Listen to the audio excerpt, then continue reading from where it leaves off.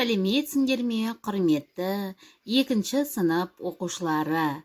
Әдебиеттік оқу сабағы. Сабақтың тақырыбы не үйрендім? 89-шы сабақ.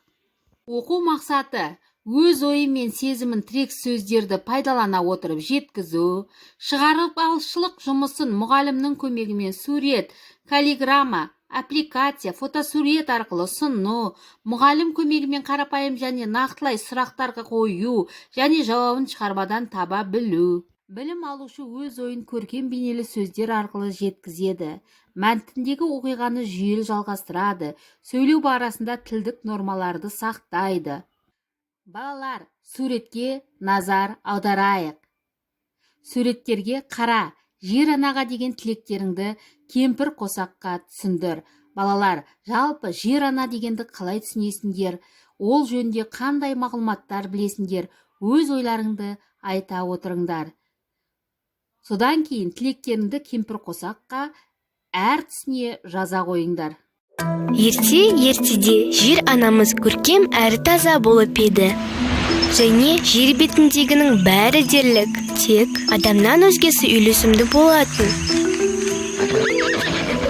Бір күні адам баласы зеріккені соншалық жаңа дүниеге жаны құмартып табиғат аясынан сырт шығады. Осылайша біз адамдар жер шарымызды жайлап, оны өзіміз үшін ғана ыңғайлы ете бастадық.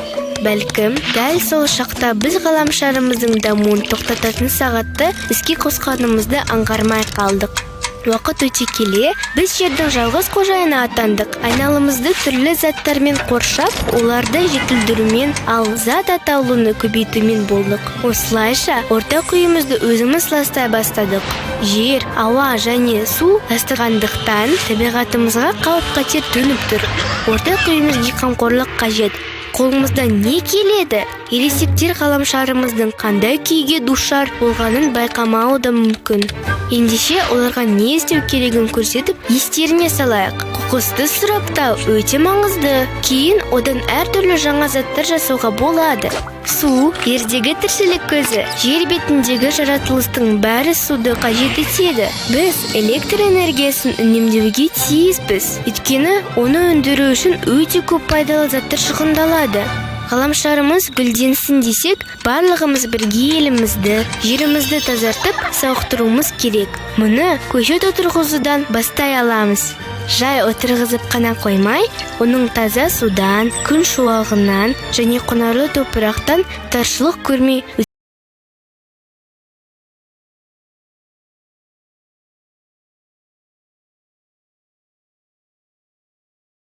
Жерді ана деп ататын себебіміз жерде біз өмір сүреміз. Яғни жерде аяғымызды басып жүреміз. Жалпы айтқанда екінші үйіміз.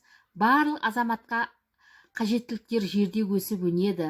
Адам ауамен дем ала алмаса өмір сүре алмайды. Сол себепті оттекті бөлетін жерде тамырларын жая өскен талдың жапырағында тағы басқа жерлерге бөленеді. Сол үшін жер ана деп адамзат құрметтейді. Балалар, қоршаған орта дегенді қалай түсінесіңдер? Өзіміз кластер құрастырып көрейік. Сендердің ойларыңша қоршаған орта деген не? Қоршаған ортаны қорғау түрлері. Ежелгі заманнан бері адамдар кейбір аймақтардың маңыздылығын түсініп, ол жерлерді қорғауға алған. Алғашқыда бұл аймақтарда шағын ормандар, ағаштар, бұлақтар, таулар немесе жартастар қасиетті болып саналды. Патшалар ормандардың басым бөлігін корольдікке тиесілі деп санап, ол аумақтарда өздері аң аулаған. Осы қорғау түрі орман ресурстарын пайдалануды шектеген.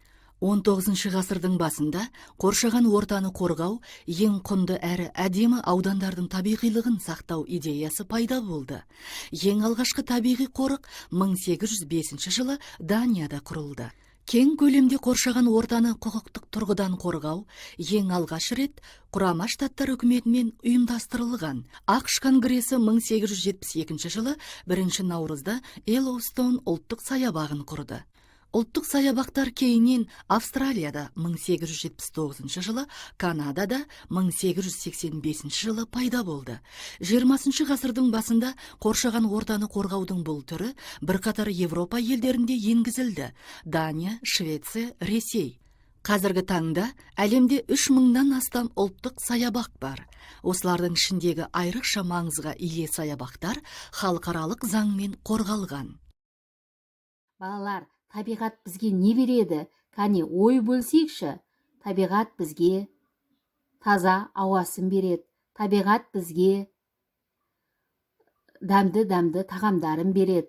Табиғат бізге мынау өзіміз отырған жана орындықтарымызды, оқып жатқан кітаптарымыздың барлығын біз табиғаттан аламыз. Яғни адамның табиғатсыз өмірі жоқ, иә балалар? Қандай зат болсын, барлығын біз осы табиғаттан аламыз. Сендер тағы да қандай ойларың бар? Осы табиғат бізге не береді? Сол жөнінде айта отырайық. Үйге тапсырма, жер анаға хат жаз. Мынандай сөздерді пайдалан. Жемсіңді жейміз, суыңды ішеміз, нан бересің, жер ана, рахмет. Хатыңды Ғабит Мүсірепов шығармасының соңғы сөйлемімен аяқта.